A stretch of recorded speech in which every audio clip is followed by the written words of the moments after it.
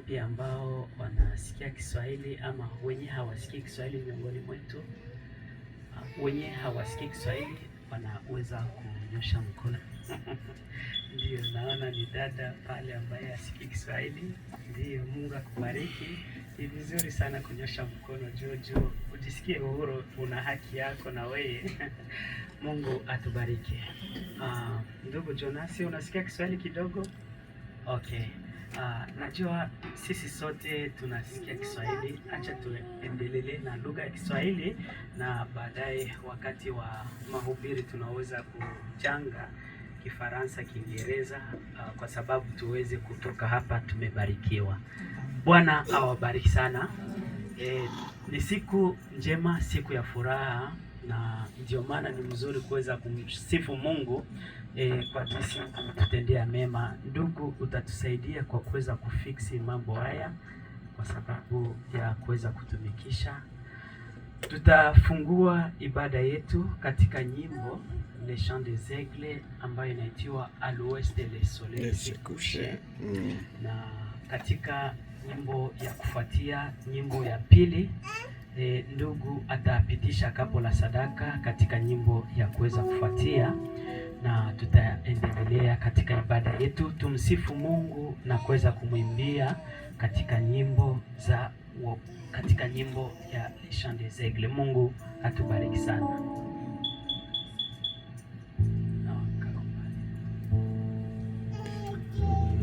À l'ouest, le soleil s'est couché, la rive pende sa couche. Karibu sana, tumsifu Mungu. À l'ouest, le soleil s'est couché, il arrive à la fin de sa couche. Et je vois combien ce temps est là, pour le temps de coucher du soleil. Alléluia, c'est la fin, c'est la fin, c'est la fin de la couche. Alléluia, c'est la fin, c'est la fin, c'est la fin de toute chose. Alléluia.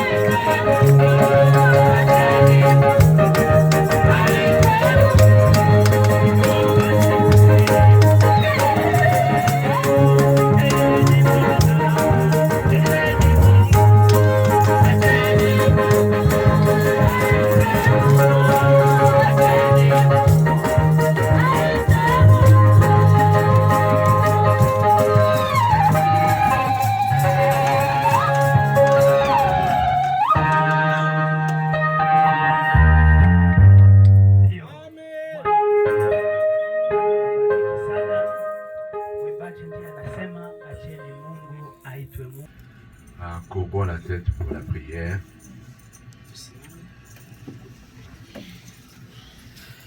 Dieu, notre Père Céleste, Dieu de gloire, Dieu de miséricorde, Dieu d'amour. Alléluia. Nous te sommes infiniment reconnaissants, Seigneur Jésus, Amen. pour ta grâce et ton amour que tu as manifesté pour nous, pour nous avoir rassemblés à cet endroit, Seigneur Jésus, pour avoir une communion fraternelle avec mes frères et sœurs, Seigneur. Oh Seigneur, je te bénis, je te glorifie. Oh, sois loué, sois glorifié, Seigneur Jésus. Reçois l'honneur et la gloire qui t'est réservée, Seigneur Jésus. Merci, Seigneur, pour être présent. Tu es présent parce que tu as dit que là où 2 ou 3 sont réunis en ton nom, tu y seras au milieu de nous, Seigneur Jésus. Merci pour cette petite église, Seigneur. Merci, Seigneur Jésus-Christ, pour l'amour qu'ils ont pour toi, Seigneur. Merci, Seigneur, pour le service qu'ils te donnent, Seigneur. Nous demandons, Seigneur, que tu le bénisses, Seigneur. Que tu puisses vraiment te manifester, Seigneur, d'une manière puissante, Seigneur Jésus-Christ. Oh, je te remercie pour mon frère Nathanaël. C'est un bon frère, Seigneur. C'est un homme de Dieu. Je te remercie pour son amour. Oh, Seigneur Jésus. J'abandonne cette église entre tes mains, Seigneur. Oh Dieu de gloire, je prie pour la parole que nous allons entendre, mais je prie aussi pour l'offrande et la dîme qui a été collectée, Seigneur. Que tout cet argent puisse être utilisé pour la gloire du royaume de Dieu. Oh, bénis-nous, Seigneur Jésus-Christ. Nous venons ici parce que nous avons des besoins. Nous venons ici parce que c'est le malade qui a besoin du docteur. Nous avons besoin de ta grâce, de ta main puissante. Nous avons besoin que tu nous touches, Seigneur. Que tu nous touches, tu touches nos corps, nos esprits et nos âmes, Seigneur. Nous voulons que tu aies la première place à cet endroit, Seigneur Jésus. Ah, que tout honneur et toute gloire te reviennent. Au nom de Jésus-Christ. Amen.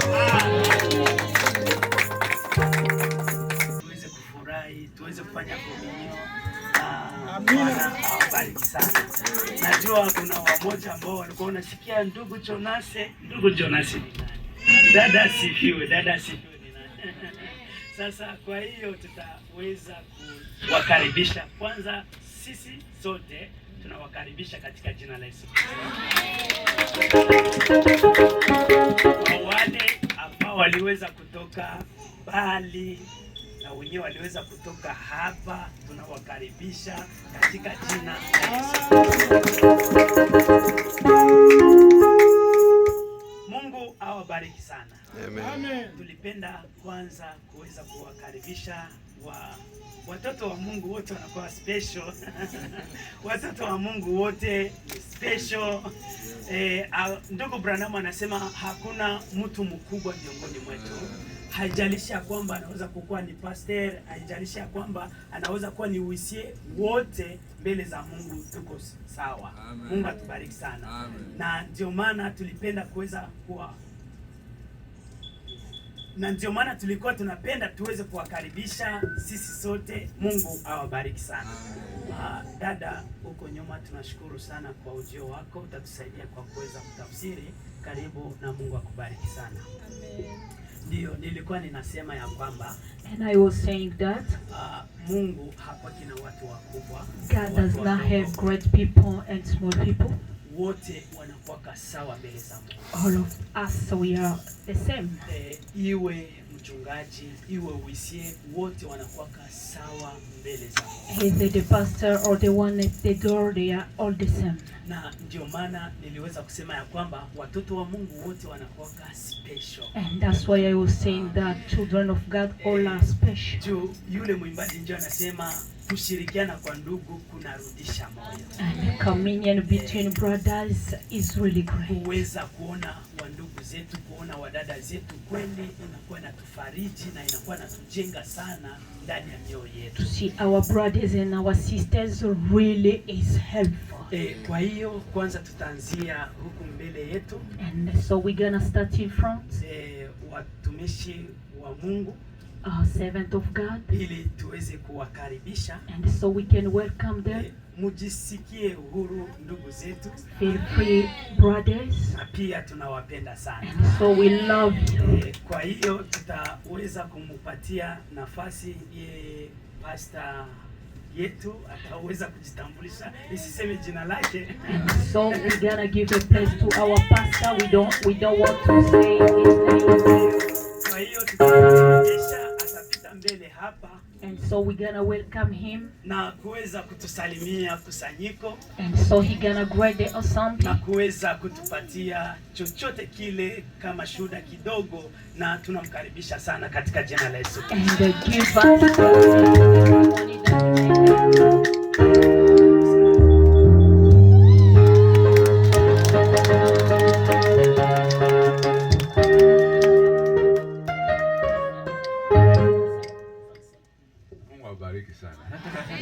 Que Dieu vous bénisse, frère. Siwezi kuongea Swahili. Anasema hawezi kuongea Kiswahili. Mimi nawasalimia tu, mjue kama mimi najua Swahili, lakini siwezi kuongea Swahili. And so I greet you just to know that I can speak Swahili. I can hear more. What?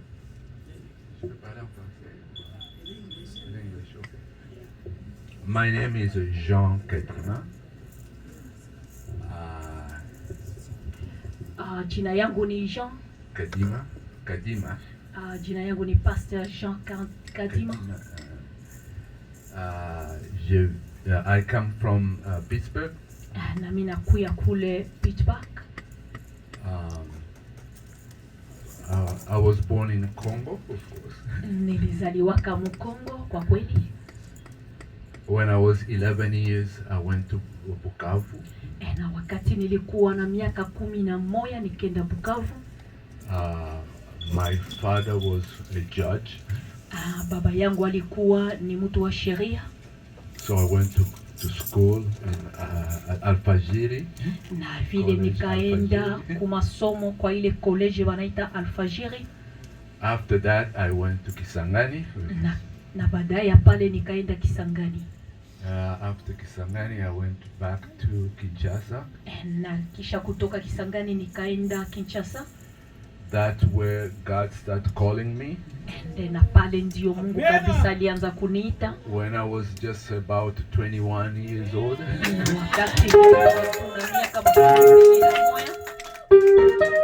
I started preaching among the Pentecostals. Na nikaanza kuhubiri ndani ya Wapentekoste. I was doing everything. Na nilikuwa nikifanya kila kitu. Song lead. I was like a song lead. Nilikuwa mtu wa kuongoza nyimbo.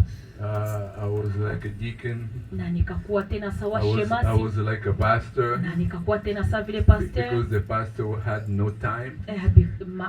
Mara nyingine ba pastor hawakuwa na wakati. That's what I saw brother Nathanael doing. Na ile ndio niliona friend Nathanael akifanya. I just preached that to my church last Thursday. Nilihubiri ile ndani ya kanisa yangu siku ya tatu. Brother Branham said, Ndugu Branham anasema, he was a janitor. He was the one cleaning up. Alikuwa mwenye akikuwa kusafisha. He led songs. Na alikuwa akiongoza nyimbo. He took money. Na alikuwa mtu mwenye kukamata pesa. Alikuwa anafanya kila kitu. And that's what I appreciate with your pastor. Na njoo yenye mimi napenda kabisa kwa pastor wewe. Nathanael. Ndugu Nathanael. It's very simple. Iko telma mpole. Yeah, it's very humble. Na iko kabisa mtulivu. I am an older person. Mesiko mtu. I am an older person. Niko mtu mwingine. I came across a lot of ministers. Na nilipita ndani ya watumishi mingi. And I can recognize a humble spirit. Na ndaweza ona kabisa ndaweza ona roho ya Mungu ya upole. That's why I came. Ndio maana nilikuya. When he asked me to come, Wakati aliniambia nikuye, I did not hesitate at all.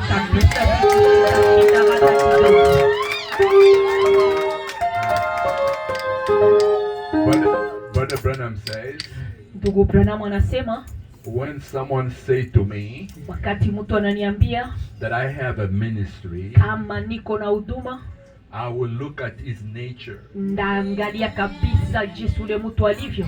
If he say I'm a pastor, akisema ya kwamba niko pastor, but he's so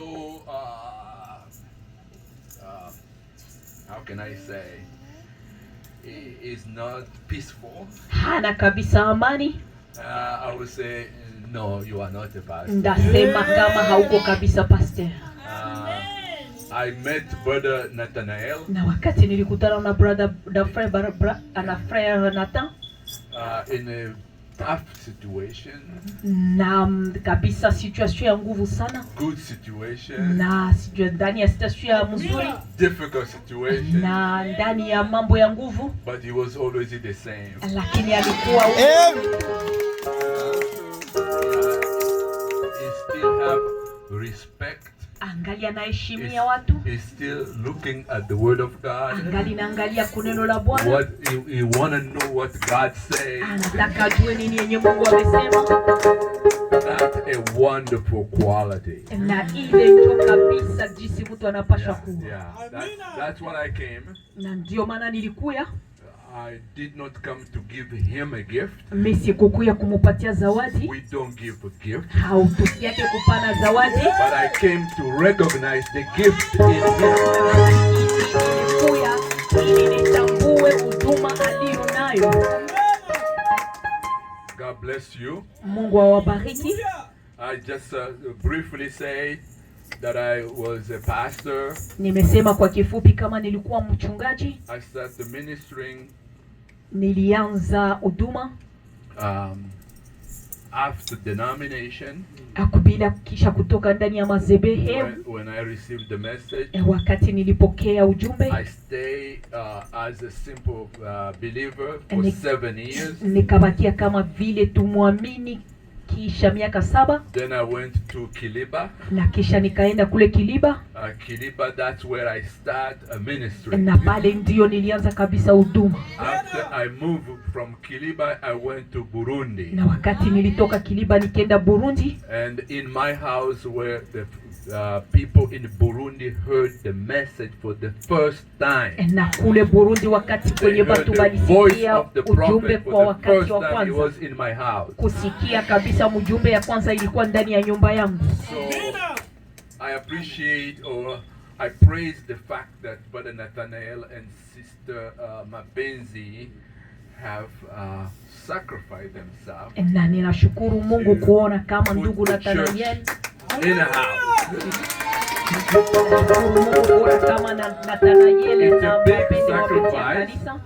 It's a big sacrifice, but God will bless you. That's how I started too. After with the Burundi, there was a war. So we went to Kenya. I left my family in Kenya.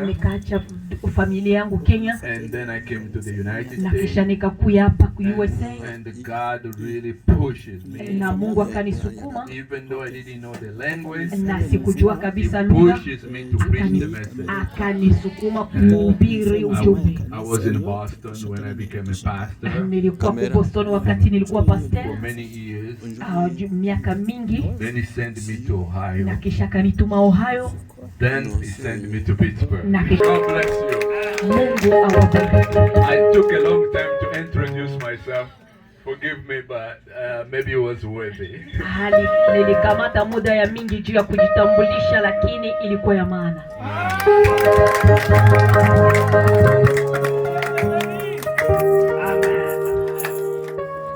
Ndio, Bwana awabariki sana. God bless you. Kwa hiyo kwa yule mwingine tunamezea kwanza. And therefore the other brother we gonna keep quiet now. Kujitambulisha na baadaye wakati ataweza kutuletea pia exhortation ya magharibi. And he gonna keep quiet.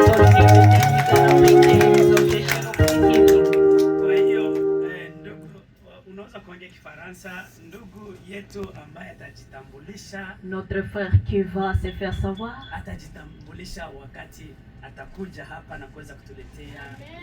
Il va le faire quand il viendra ici et nous donner l'exhortation.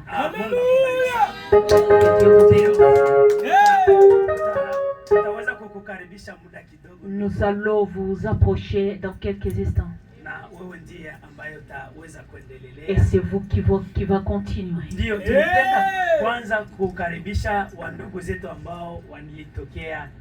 Et je voudrais approcher d'abord nos frères qui sont venus du Texas. Ils vont se lever. Frères et sœurs, levez-vous qui sont venus du Texas.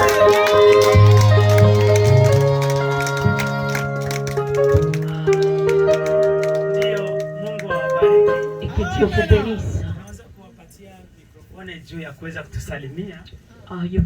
Donnez-leur le microphone pour nous saluer.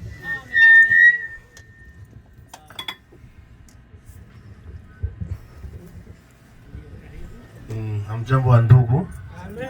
Jambo tra ndugu. Salut frères et sœurs. Kwa majina naitwa ndugu Mila Tumisi.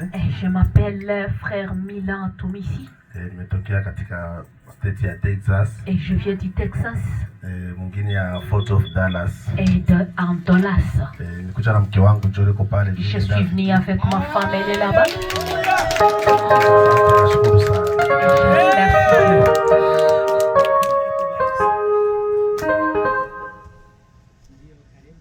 Shalom. Et que Dieu vous bénisse. Et je m'appelle Sœur Victorine. Mais aussi on m'appelle Charlotte. Et je viens du Texas. J'étais tellement contente d'être des communions aujourd'hui. De voir notre frère. De voir que le pasteur va me consacrer aujourd'hui. Que Dieu vous bénisse. Que Dieu vous bénisse.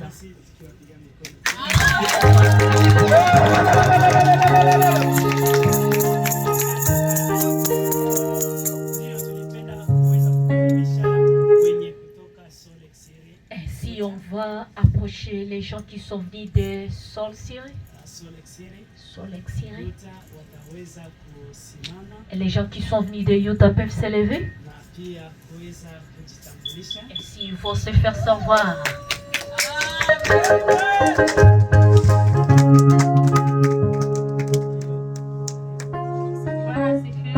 Dieu vous bénisse. Je suis tellement contente que je manque les mots pour les jours d'aujourd'hui. Et si c'est le rêve de longtemps, de frère Nathanaël être un pasteur, je bénis Dieu.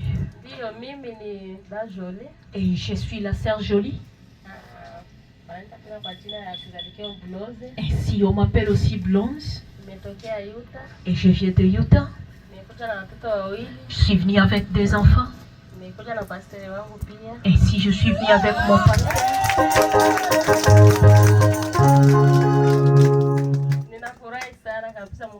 Je suis tellement ravie que Dieu me bénisse. Et si je suis venue avec la mère Bitondo. Et si là où elle est, c'est là où je suis. Et je suis tellement contente. Que Dieu vous bénisse.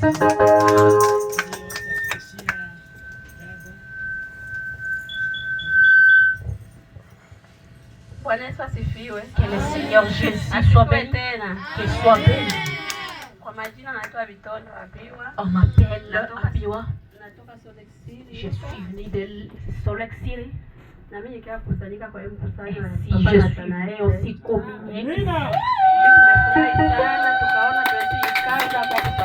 Nous sommes tellement contents. On devait arriver. Et si nous sommes contents de voir les autres.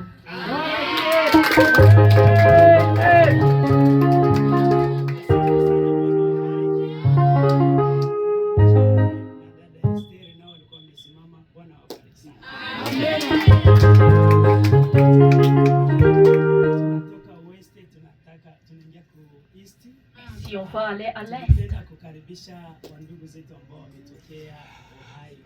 Si on va approcher nos frères qui sont venus d'Ohio, nos frères peuvent s'élever et saluer l'ensemble et nous saluer aussi.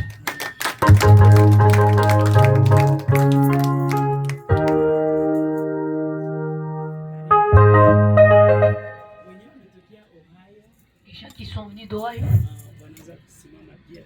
ils peuvent s'élever et on va aussi les approcher. Soyez le bienvenu. Mungu awabariki. Que Dieu vous bénisse. Kwa majina naitwa Merci Malega. Ainsi je m'appelle Frère Merci Malega.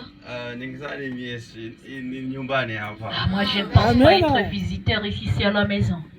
Nafurahi kuwa na nyie siku Ainsi ya je leo. suis tellement ravi d'être avec vous. Pia nilikuja na ndugu zangu wawili. Aussi je suis venu avec mes deux frères. Wana kama hivi ni kama mwaka hivi wanabatiziwa.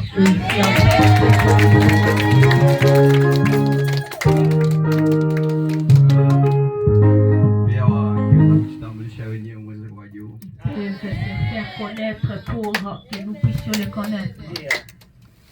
Unaweza kuwapatia mikrofoni? Ndio. Mjitambulishe wa ndugu zetu. Kwa majina naitwa Zigashan. Ainsi je m'appelle Zikashan. Natokea Ohio. Et nous venons d'Ohio. Comme il vient de dire mon frère. Tunafurahi kukuwa Et nous hapa. sommes Mungu awabariki, service iende vizuri. Amen. Mimi pia nimefurahi kufika hapa. Ainsi je suis aussi content d'être ici. Na mimi pia nawasalimia wote pia. Amina. Pia kuwa hapa. Je suis tellement content Naitwa d'être ici. Patrick Je m'appelle Baganda. Patrick Baganda. Amen.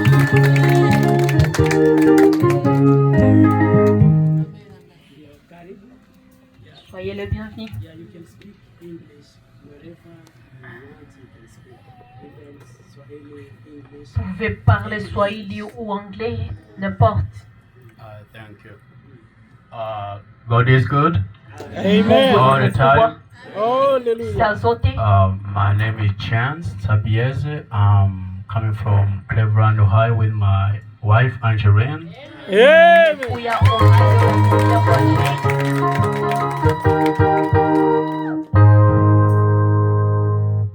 I don't come to this church, Mesikiake kwa hii kanisa, but I thank God that I'm here.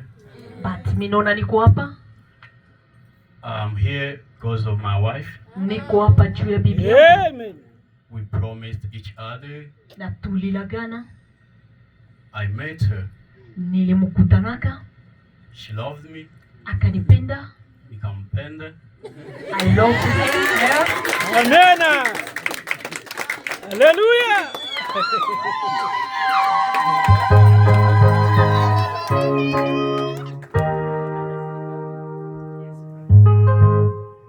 And I promised her I won't be a problem for her to attend her church. Na nikamwambia sitakuwa kabisa sababu ya yeye kutoingia kanisani. Because for me, I am a Seventh-day Adventist.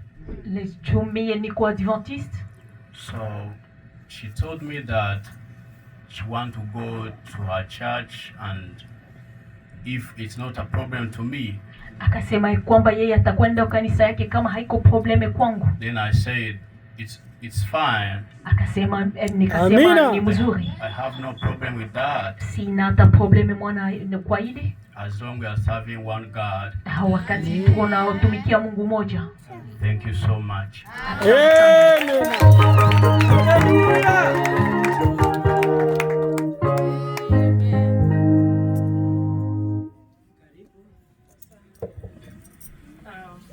Mungu awabariki nyote. Que le Seigneur vous Amina. bénisse. Nafurahi sana kuweza kukusanyika mahali Je hapa. suis tellement ravie d'être en communion ici. Kwa majina yangu naitwa Angeline Bisimwa. Et je m'appelle Angeline Bissimwa. Mungu amenibariki mume Et le Seigneur Amina. m'a béni un mari. kama jinsi mlivyosikia jina yake anaitwa Chance. Comme il vient de le dire, il s'appelle Chance. Alors mimi ni Miss Chance. Et je suis... Yeah. Amen. Mungu alitubariki, alitufanikisha kukuwa na watoto. Ainsi le Seigneur nous a bénis les enfants. Na tunashukuru kwa sababu si rahisi. Et nous bénissons Dieu parce que c'est pas facile. Kuna wengi sana ambao wamemaliza miaka kadhaa wakiwa katika ndoa lakini hawajafanikiwa. Il y a les gens qui ont resté tant d'années sans enfants dans le mariage. Lakini sisi Mungu alitubariki. Mais le Seigneur nous a bénis d'avoir les enfants. Tunashukuru Mungu sana. Nous bénissons Dieu. So, mtoto wangu wa kwanza anaitwa Mugisa Hope Joseph. And mon premier fils s'appelle Joseph. Na dadake anaitwa Josephine. Et sa sœur s'appelle Josephine. Na wa mwisho Et le anaitwa dernier, Stefania. il s'appelle Stéphanie. So, nina furaha mingi sana kuweza kukusanyika leo. Je suis tellement ravie de communier aujourd'hui. Kwa sababu ilikuwa like ni kama ndoto kuweza kutimia. It was like a dream. Dada mapenzi ni Sarah and Chris. La sœur m'appelle, c'est notre sœur. Alors, ni zaidi ya dada Et kwangu. le plus qu'une sœur pour nous. Tulikoma pamoja tukifanya grandi ensemble. kazi ya Mungu pamoja nyumbani. On faisait le service de Dieu ensemble. Mungu akawezaka kutufanyikisha. Ainsi Dieu nous a bénis. Tukakuja mbele yake nikamwacha huko. On était venus avant elle. Lakini Mungu ni mwema kwa sababu alimsaidia baada ya mimi kukuwa hapa karibu miaka 6 na akakuja. Mais le Seigneur l'a aidé. Après 6 ans, il est aussi arrivé. Kwa hiyo nashukuru sana. Je bénis Dieu. Na huyu hapa ambaye mnamuona. Et celle que vous voyez ici, c'est ma mère. Na nimefurahi sana kuweza kukutana na tena naye. Je suis tellement ravie de la voir. Na ndugu yangu pale ambaye ni Ragi. Et ma petite sœur qui est un Ragi. Kwa hiyo nashukuru sana. Et Mungu je bénis awabariki. Dieu, que le Seigneur vous bénisse. Bénir la journée de demain. Alléluia.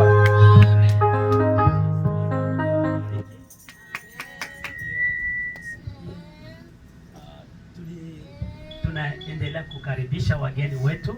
Continuons à approcher nos kutoka visiteurs. Kutoka Ohio tuna wageni special tena ambao wanatokea Pittsburgh au Pennsylvania. Et si nous avons aussi les gens qui viennent de Pennsylvania. Kwa hiyo tulikuwa tunapenda nao kuweza kuwakaribisha. Soyez les bienvenus. Wataweza kusimama pia. Vous allez vous lever. Waweze kutusalimia. Bwana awabariki sana. Vous allez nous saluer. Que Dieu vous bénisse.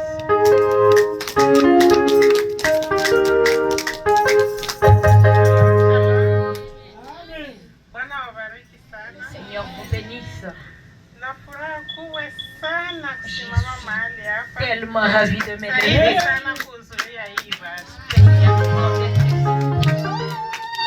Ndugu Nathanael alinilisha neno nikiwa ndasema nilikuwa jeune couple. Frère Nathanael a commencé à me nourrir la parole quand j'étais encore jeune couple. Ndugu Nathanael eko baraka kwangu sana. Frère Nathanael, c'est vraiment une bénédiction pour nous. Que Dieu vous bénisse, frère, et qu'il te donne le souhait de ton cœur. Je m'appelle la sœur Asifiwe. Je suis venue avec ma fille aînée. Nathanael alianza kumfundisha mwekole de dimanche alikuwa like 1 year. And the frère Nathanael a commencé à la bénir. Nilikia pia na dada Zabibu. Et je suis venue avec sœur Zabibu. Walikuwa wanakulia sahani moja. Walikuwa wote wadogo wakimfunga Nathanael mwekole de dimanche. Toutes ensemble étant de petites filles. Nafurahi sana na Mungu awabariki sana. Je suis tellement contente et que Dieu vous bénisse.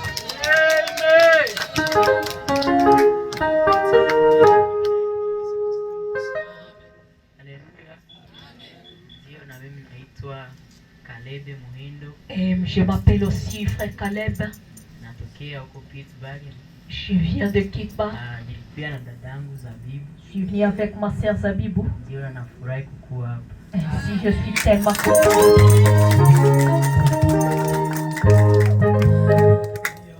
Asante sana, Bwana wabariki. Merci beaucoup et que Dieu vous bénisse. Najua tunapeleka muda kwa kuweza kujitambulisha, lakini ni kitu muhimu sana. C'est sûr, nous prenons le temps pour nous faire savoir, mais c'est très important. Kutembea pamoja bila kwanza kujuana. On ne peut pas marcher ensemble si on ne se connaît pas. Kutayarisha chakula kisha baadaye mtu anakuja, wewe ni nani? Unapaswa kuweza ajitambulishe. Wakati mnakuwa marafiki njoo mnatumia chakula pamoja. On ne peut pas préparer la nourriture et donner la nourriture sans que vous connaissiez la personne. Shukuru sana ndugu na dada zetu. Ainsi nous remercions les frères et sœurs. Na karibisha wa ndugu zetu wa hapa kusanyiko la hapa Syracuse. Ainsi nous approchons aussi notre assemblée de Syracuse. Mungu awabariki. Que le Seigneur vous bénisse.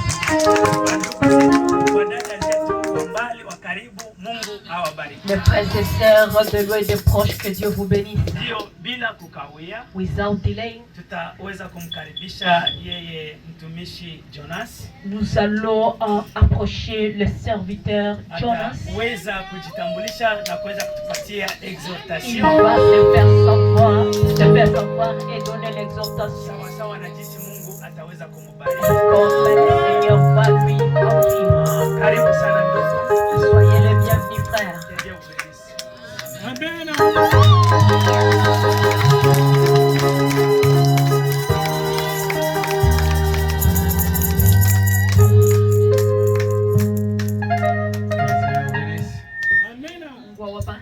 Tenez-nous debout, je n'ai pas beaucoup de temps. J'aimerais que, avant d'apporter la parole, chacun de nous dit un mot, Seigneur Jésus. Mbele ya kukamata neno, kila mtu kati yetu aambie neno fulani kwa Mungu. Dieu qui nous a donné. Que chacun de nous prie le Seigneur. Dis à Dieu, Seigneur, mon cœur est disposé. Je suis venu pour t'écouter. Je suis venu pour que tu me parles, Seigneur. Je suis venu pour que tu me façonnes, Dieu. Je vais être comme toi, Seigneur. Je vais que ma vie change, Seigneur. Le message de cet après-midi pour cette soirée promettre ma vie. Que ça soit pas seulement un événement. Ici, moi je suis pas un invité, je suis chez moi à la maison. Yani hapa siko mgeni, niko nyumbani. Quand je dis ça, peut-être beaucoup qui sont des invités, ils peuvent se poser la question. Kama ninasema hivyo wengi wanaweza kujiuliza mbona ndugu anasema hivyo. On était avec frère Nathanaël là-bas. Tulikuwa pamoja na ndugu Nathanael huko Utah. On a partagé la même chair. Tulikuwa tunachangia shere pamoja. On a prêché la parole de Dieu. Tuliweza kuhubiri neno la Mungu. Et à un moment, na wakati moja, le frère fallait qu'il puisse venir ici. Ndugu ikabidi kuweza kukuja. Et c'était aussi pour la gloire de Dieu. Na ilikuwa kwa ajili ya utukufu wa Mungu. Aujourd'hui, il est une bénédiction pour nos frères et sœurs d'ici. Leo amekuwa baraka kwa wandugu na wadada hapa. Biblia inasema yote yanafika ni mapenzi ya Bwana. Yote ambayo yanaweza kukufikia kama unamwogopa Mungu na umpenda Mungu, ujue ya kwamba ni mapenzi ya Mungu. Ilikuwa ni mapenzi ya Mungu kuona ndugu kuweza kukuja hapa ili aweze kuwa baraka kwako. Na sisi ambao tulibakia huko tuliweza kubakia kama baraka kwa wandugu na wadada huko Utah. Na ndio maana nilikuwa nasema siko mgeni. Siko mgeni. Je suis la propriétaire de la maison. Yani niko yani mkaaji wa nyumba. Dans d'autres termes, l'église de ici ça a commencé là-bas. Donc ça vient de là-bas et puis c'est yani kusanyiko la Utah lilianzia kule na baadaye tena likakuja hapa. Quand je suis chez moi, quand frère Nathanaël là-bas, il est chez lui. Yani kama ndugu yuko kule Utah ni kwake na wakati mimi niko huku niko kwangu. Que Dieu vous bénisse. Mungu awabariki sana. Comme je n'ai pas beaucoup de temps. Kama jinsi sina wakati muda mrefu sana, on va écouter la parole de Dieu. tutaweza kusikia neno la La Mungu. chose la plus importante pour moi, Kitu muhimu kwangu, le moment le plus précieux de ma vie, kitu muhimu sana katika maisha c'est la yangu parole de Dieu. ni neno la Mungu. La présentation peut se faire dans les couloirs. Vitu Mais la vyenye parole, c'est l'absolu. neno la Mungu ndio Par la yakini. parole de Dieu, Neno la il n'y Mungu aura pas la transformation de la personne. hakuna kubadilika kwa Pour cela, la Bible mwanadamu. dit, Kama Biblia la question, inavyosema, cherchez d'abord le royaume des cieux. utafuteni Et le reste, ufalme ça wa vous mbinguni sera donné na après. mengine yatazidishiwa. Pour moi, d'abord, c'est la parole. Mimi cha La kwanza ni présentation neno viendra après. na vingine baadaye. Tenez-nous debout. Tutasimama Nous allons lire la parole. ili tuweze kusoma Biblia. Je sais pas si frère m'a donné combien de minutes. 30 minutes. Ça sera un peu, mais on va faire l'effort par la grâce de Dieu. Ndio tutaweza kufanya effort kwa msaada wa Mungu. J'ai beaucoup à parler aujourd'hui. Nina mambo mengi ya kuweza kusema. D'abord, je vous souhaite bonne fête de Pâques. Tunawatakia fete nzuri ya Pasaka. Demain, ça sera les Pâques, les morts et la résurrection du Seigneur Jésus-Christ. Kesho itakuwa ni kufa na kufufuka kwa Yesu Kristo. Selon la calendrier des Romains et des catholiques. Kwa kalenda ya Katoliki. Une chose, ndugu Branham anasema, nous devons aussi profiter de ce jour-là pour enseigner aux enfants de Dieu ce que signifie la résurrection de Jésus. Kuweza kufundisha watoto wa Mungu nini maana ya C'est kufufuka pour kwa cela Yesu que je vous Kristo. souhaite Ndio maana ninawatakia bonne fête de Pâques. fete nzuri ya Il Pasaka. faut que ce Jésus-là puisse ressusciter dans vos cœurs. Huyo Yesu aweze kufufuka ndani mwenu. Amen. Amen, amen. Aujourd'hui, leo je veux parler de trois petits morts et ressuscités. Kwa kweli Yesu Kristo Même aliweza si la kufufuka na date kuweza ne correspond kufufuka, pas, hata kama date mais ce haiwezi qui est vrai, kuwa que pamoja, le Seigneur Jésus-Christ était mort et lakini kitu ressuscité. muhimu tunajua ya kwamba Yesu aliweza kukufa na kuweza kufufuka. Amen. Amen. Et nous étant que des chrétiens, Sisi kama Wakristo nous devons toujours tunapaswa kuwa avoir une meilleure vie vis-à-vis de la parole de Dieu. tunapaswa kuwa na maisha mazuri sawa sawa na neno Pour la se Mungu, rappeler toujours de la mort et de la résurrection. kwa du Seigneur. kuweza kukumbuka kwa ajili ya kukufa na kufufuka kwa Bwana wetu Yesu Aujourd'hui, je Kristo. vais te dire une chose. Leo nitaweza kukuambia Frère, sœur, que toi qui as créé la parole de Dieu, ndugu dada ambayo umeweza kuamini neno, à chaque temps que tu commets du péché, wakati wowote à utakapotenda chaque temps dhambi, que tu commets des erreurs, wakati wote à utakapofanya chaque temps makosa, que tu marches dans le wakati mal, wote ambapo utaweza kutembea, sache que tu fais pas la résurrection de Jésus, mais tu crucifies Jésus encore à la croix.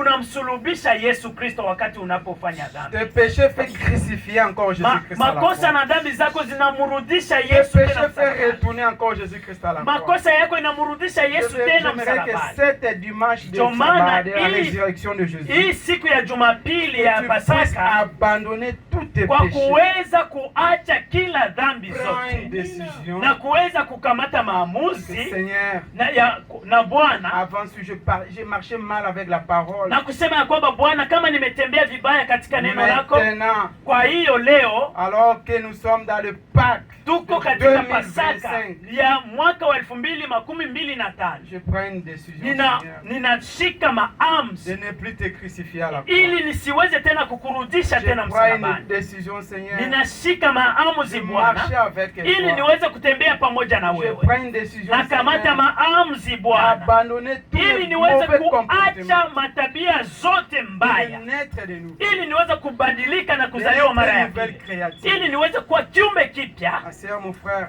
Ndugu na dada ne yangu, pensez pas que tu resteras éternellement. usidhani kama utabaki hapa kudunia milele. Un jour, Siku moja tu quitteras cette terre. utatoka hapa kudunia, Et nous marchons avec la mort chaque na jour de nos vies. kila wakati tunatembea pamoja na kifo. La mort est avec toi comme un camarade. Kifo kiko pamoja nawe kama rafiki yako. Arrange ta vie. Tayarisha maisha yako. Ne laissez pas que l'Amérique puisse prendre au-dessus de ta foi. Usiache Marekani iweze kunyang'anya imani yako. Ne pensez pas que tu es au paradis, que tu es en Amérique. Usidhani kama uko katika paradiso kwa sababu uko Il y a Marekani. aussi les cimetières en Amérique. Kuna makaburi hapa Il y a Marekani. aussi les gens qui se retrouvent à l'hôpital. Kuna watu ambao wako mahospitalini. Toi, étant qu'un chrétien, Wewe wewe kama Mkristo uweze kutubu dhambi na ukabidhi maisha yako kwa Yesu ili uweze kupata uzima wa milele. Kama Yesu Kristo ambaye alikuwa ni Mungu ambaye aliweza kukufa, na wewe namna gani wewe? Kama yeye ambaye hakuweza kuwa mtu wa kukufa akakufa, wewe namna gani? Namna gani wewe dada yangu, ndugu yangu, usiweze kutembea na kiburi. Wewe uko bure, ulikuja hauna kitu na utarudia bila kitu. Jinsi uliweza kuzaliwa na jinsi utaweza kukufa. Beba, leta maisha yako kwa Yesu Kristo. Yesu anakupenda na ndio maana uliweza kukutana na hiyo ujumbe. Haikukuwa kwa kubahatisha. Kabla ya wewe kuzaliwa, Mungu alijua siku moja utaweza kukutana na hiyo ujumbe. Usikubali kutokuamini katika maisha yako. Shika hii message iweze kuwa uzima milele ndani mwako. Kama unapotembea, sema nimekwisha kuokoka tayari. Hawezi kuokoka ukiwa na dhambi. Hawezi kuokoka ukiwa na usiokuwa mwaminifu. Hawezi kuokoka na kiburi ambayo uko nacho. Utaweza kuokoka wakati unapoishi neno la Mungu. Kama unaishi neno la Mungu, useme ya kwamba nimeweza kuchaguliwa. Kama hauishi neno la Mungu, ujue ya kwamba plasi yako ni enfer. Kama uko kanisani, unakuja tu kujasia mabaa na bado tunakuja kanisani haiko kuweza kujaza hii makata. Tunakuja hapa kanisani ili tuweze kwenda mbinguni. Mbingu iliweza kutayarishwa kwa wale ambao wamepokea neno la Mungu. Mbingu haikuweza kutayarishwa kwa wale wasioamini. Mbingu iliweza kutayarishwa kwa watoto wa Mungu. Kama unapenda kunyakuliwa, ndugu dada yangu, ni leo kuishi neno la Mungu. Usiweze kuzoea neno la Mungu. Mtu hakweki na zoea neno la Mungu. Mungu hakweki rafiki wa mtu yoyote. Tumeweza kuitwa ili tuishi neno la Mungu, ili tupate turithi ufalme wa mbinguni.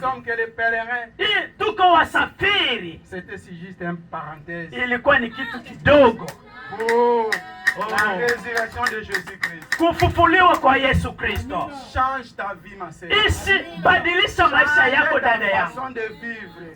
Badilisha jinsi unavyoishi. Façon de marcher sur la terre. Badilisha jinsi unavyoenenda katika dunia. L'arrogance que tu as. Toa kiburi chote unacho. Toi dans la parole. Weza kujinyenyekeza na uingie katika neno la Mungu. Dieu dans ta vie. Weza kumwita Mungu katika maisha yako. Dieu fait grâce aux humbles. Mungu anakuwa analeta rehema kwa wale wanyenyekevu. Wale ambao wenye kiburi. Hawezi kuwa Mkristo ambaye uko umejipandisha wenye kiburi. Kiburi ambayo uko nacho kuweza kusema ya kwamba una kitu ni bure na bure. Hakuna mtu ambaye ataenda na hivi vitu ambavyo tuko navyo. Utaweza kurudi sisi tuliokuja hapa kudunia. Lakini kitu ambacho utaenda nacho ni roho yako. Ndio wakati wa kuokoa roho yako. Kwa sababu uweze kukutana na wewe kwenda nayo.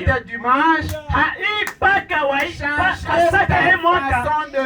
Badilisha maisha yako ya badilisha jinsi unavyoamini. Badilisha jinsi unavyotembea pamoja na Yesu. Yesu une Kristo. nouvelle décision aujourd'hui. Shika maamuzi leo. Toi, je vais être comme Jésus. Sema leo ninapenda kuwa kama Bwana Yesu. Kuomba Roho Mtakatifu wa Bwana. Aliweza kukufa msalabani kwa kila mtu. Hakuweza kukuja kwenye haki, bali alikuja kwa wenye dhambi. Na neema ilikuja kwa kila mtu ambaye anayepokea neema hiyo. Amen. Amen. Amen. Amen. Amen. Maintenant, nous venons de lire dans la Bible. Tulikuwa tunasoma katika Biblia. La Bible dit, Biblia inasema, et il donne les dons aux autres comme les apôtres, na anapana karama kwa mitume, les autres comme des évangélistes, wamoja wa evangelisti, les autres comme des pasteurs, wengine kama wachungaji, et les autres comme des ministres de l'évangile. Na wengine wahubiri wa neno la Mungu. Dans une église, dans une assemblée, katika kanisa, katika assemblée, dans le ministère de Dieu, katika huduma ya Mungu, nous avons 5 ministères. Kuna ile huduma 5. Et ces 5 ministères, na zile huduma 5, la Bible a dit Dieu a donné ça pour l'édification de l'église. Biblia inasema ya kwamba hiyo huduma 5 ni kwa sababu ya kujenga kanisa la Mungu. Et ce qui nous a amené aujourd'hui, na kitu ambacho kimetuleta hapa leo, c'est le ministère du pastoral. Ni ministère ama ni huduma ya uchungaji. Nous voulons consacrer, ambayo tutaweza kuwekea baraka ama kuwekea watu ili tuweze kuitumana, kuweza beaucoup de nous ici, wengi miongoni mwetu, peut-être c'est la première fois, njo mara ya kwanza pour participer à cet grand événement. Kuweza kuparticiper kui événement kubwa. T'enseigner pour que tu puisses savoir qu'est-ce que signifie l'ordination. Ningeweza kufundisha maana gani ya ordination ama kubarikia ama kuwekea mikono mchungaji. Ninaweza kurudia. Tu peux se retourner quand même avec une bonne réflexion. Na baadaye unaweza kurudia nyumbani ukikuwa na ordination. Niliweza kuenda katika ile ibada ya kubarikia mtumishi ambayo walikuwa wanafundisha kwa ajili ya kuweza kubarikia pasteur. Est-ce que c'est important d'ordonner un pasteur ou de consacrer un pasteur dans l'église? Je, inakubalika kuweza kumubarikia mchungaji ama kuweza kumwekea mikono mchungaji? Oui, c'est important. Ndio iko muhimu. Amen. Amen. Amen. C'est très important. Ni kitu muhimu sana. Dans la vie d'un pasteur, dans la vie d'un ministère, un ministère de Dieu ou un ministre de Dieu. Katika maisha ya watumishi wa Mungu, vous pouvez avoir le ministère d'évangéliste. Kuna wakati ambapo mtu anaweza kuwa na ministre, anaweza kuwa evangeliste, anaweza kuwa mwalimu, anaweza kuwa mtume, anaweza kuwa mwalimu, prophète, anaweza kuwa nabii. Mais le ministère de pastoral, lakini huduma ya uchungaji, c'est un ministère qu'on installe la personne. Ni huduma ya kuweza kumweka mtu. Dans les tribus d'Israël, katika kabila ya Israeli, il y avait 12 tribus. Kulikuwa kabila 12. Et dans ces 12 tribus, quand on a distribué, on a séparé à chacun des peuples d'Israël pour avoir un travail ou un métier à faire. Na wakati ambapo waliweza kupana zile huduma réservé les ministères qu'on appelait les Lévis. Na waliweza kuchunga kabila moja ambayo walikuwa wanaitiwa Walawi. De Lévi, c'est là où on trouve maintenant les serviteurs de Dieu. Wale Walawi njo kulikuwa wako watumishi wa Mungu. C'est là où on va trouver les 5 ministères. Njo kwenye kulikuwa hii huduma 5. Quel était le travail de Lévi dans les églises? Kazi gani ambayo hawa Walawi walikuwa nayo kanisani? Katika kitabu cha Mwanzo, la Bible dit que les Lévi quand ils étaient à l'église, Biblia inasema kwamba wakati wale Walawi ils se restaient toujours en priant alors quand les autres partaient pour aller chercher. Walikuwa pale wakiweza kuomba kwa ajili ya watu na wengine watu tofauti na zile kabila walikuwa naenda kutafuta. Que disait quand vous 11 allaient chercher, kama wale kabila 12 walikuwa wanaenda kutafuta, aller cultiver, kuenda kulima, chercher aller faire les champs, kuenda kufanya mashamba ile mavitu. une tribu kulikuwa kabila moja ambayo ilikuwa inabakia. Leur travail c'est ça, yani kazi yao ilikuwa ni kupiga magoti ili wale 12 ambao wanaenda waweze kulindwa. C'est ça le travail de Lévi à l'église. Jo ilikuwa ni kazi ya Lawi kanisani. Le travail de Lévi, vous allez trouver maintenant les pasteurs. Na katika wale wa Lawi kulikuwa wachungaji. C'est quoi le travail d'un pasteur dans une église? Kazi ya mchungaji ni nini kanisani? Pasteur dans une église. Mchungaji kanisani. C'est un berger. Ni yeye ni mchungaji. Ce n'est pas un berger de moutons. Haiko mchungaji wa un berger des êtres humains. Yeye ni mchungaji wa wanadamu. C'est là où il y a la différence. Na njo kuna utofauti. Le pasteur dans une église. Mchungaji kanisani. Il ne dirige pas les moutons. Yeye hakwaki naongoza. Il dirige les enfants de Dieu. Yeye anakuwa naongoza watoto wa Mungu ambao ni watu wanadamu. Amen. Maintenant je voulais Kwa hiyo nilikuwa napendelea qu'on puisse prendre un verset de la Bible. Kusoma katika kitabu cha Biblia. Hebreu. Kitabu cha Waebrania. Hebreu. Kitabu cha Waebrania 13 13 17 13 17 jusqu'à 19. Waebrania